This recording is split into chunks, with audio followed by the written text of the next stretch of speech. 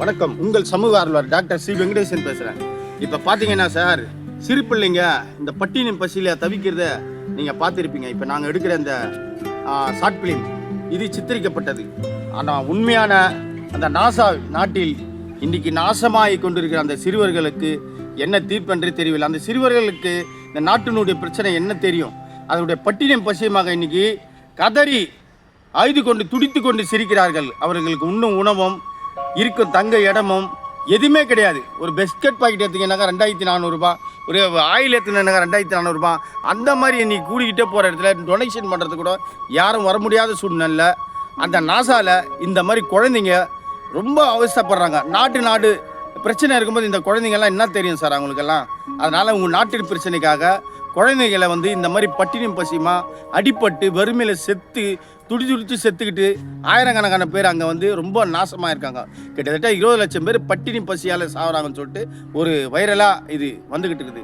ஆனால் இருந்தாலும் மனித பிறவியில் நாமும் அது நாசாவில் இருந்த மனிதனாக இருந்தாலும் சரி, இங்கே இருந்த குழந்தைங்களாக இருந்தாலும் சரி, அனைவருமே மனித ஜாதி தான். ஆகையால் இன்று சென்னையிலிருந்து இந்த குறும்படம் நாங்கள் எடுத்துக்கொண்டிருக்கிறோம். எங்கள் மனது பதபதிக்கிறதுனால இதை உங்கள் கண் முன்னால் நாங்கள் சித்தரிக்கப்பட்டு இதை நாசாவின் உண்மை சம்பவத்தை உங்கள் முன்னால். ஒருவேளை சோற்றுக்காக கையேந்தும் காசா குழந்தைகள் 20 லட்சம் பேரை பட்டினி கொலை செய்ய நெதன்யாகு திட்டம்.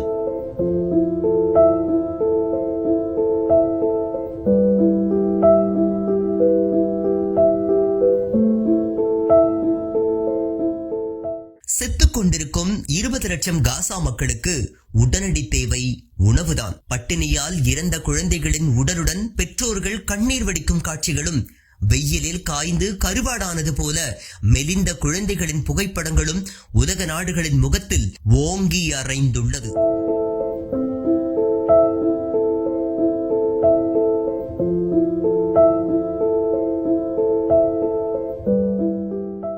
உலகிலேயே பட்டினியை ஆயுதமாக பயன்படுத்தும் ஈவு இரக்கமற்ற காட்டுமிராண்டி அரசாக நெதன்யாகு தலைமையிலான இஸ்ரேல் அரசு மாறியுள்ளது. ஒரு சொட்டு தண்ணீரை கூட காசாவிற்குள் விடாமல் தடுத்து வைத்து, மின்சாரத்தையும் தடுத்து, உணவுப் பொருட்கள் அனைத்தையும் தடுத்து நிறுத்தி வைத்திருக்கின்றது. கொதிக்கும் கோடை வெயிலில் பாலைவன தேசத்தில் வாழும் காசா மக்கள் குடிக்க நீரின்றியும் உண்ணுவதற்கு உணவின்றியும் கொத்து கொத்தாக மடியும் அவல நிலைக்கு தள்ளப்பட்டுள்ளனர். காசாவில் உணவு பஞ்சம் மட்டுமல்ல, விலைவாசி உயர்வும் அம்மக்களை கொஞ்சம் கொஞ்சமாக அழித்துக் கொண்டிருக்கின்றது. பார்லேஜி பிஸ்கட் 24 யூரோக்களுக்கும் மேல், அதாவது தோராயமாக ரூபாய் 2400க்கு விற்கப்படுவதாக கூறப்படுகின்றது. 1 லிட்டர் சமையல் எண்ணெய் 4177 ரூபாய், 1 கிலோ சர்க்கரை 4914 ரூபாய், 1 கிலோ பால் பவுடர் 860 ரூபாய், 1 கிலோ உப்பு 500 ரூபாய், 1 கிலோ தக்காளி 1106 ரூபாய், 1 கிலோ வெங்காயம் 4423 ரூபாய், 1 கிலோ உருளைக்கிழங்கு 1966 ரூபாய் என விண்ணை முட்டும் அளவிற்கு விலை உயர்ந்துள்ளது. இதனால் காசா மக்கள் ஒருவேளை சாப்பாட்டிற்கு கையேந்தும் நிலைக்கு தள்ளப்பட்டுள்ளனர். உலகம் முழுக்க பாலஸ்தீனத்திற்காக போராடும் மக்கள் இந்த ஒட்டுமொத்த இன ஒழிப்பையும் பட்டினி மூலம் இஸ்ரேல் நிகழ்த்துவதை பார்த்து பதைத்து போயுள்ளனர். காசா மக்களுக்கு கைப்பிடி உணவு கூட கிடைக்காது என்பதில் நெதன்யாகு அரசு திட்டவட்டமாக உள்ளது. அதனால்தான் சமூக ஆர்வலரான கிரேட்டா துன்பெர்க் தனது மெடலின் கப்பலில் கொஞ்சம் உணவை எடுத்துக்கொண்டு சென்றதையும் திருப்பி அனுப்பி வைத்து வேடிக்கை பார்த்திருக்கின்றது. கிரேட்டா எடுத்துச் சென்ற உணவு மிக குறைவுதான். சில ஆயிரம் பேருக்கு கூட பசியாற்ற முடியாத அளவிற்கும் குறைவுதான். அங்கே 20 லட்சத்திற்கும் மேலானோர் பட்டினியால் செத்துக் கொண்டிருக்கின்றனர்.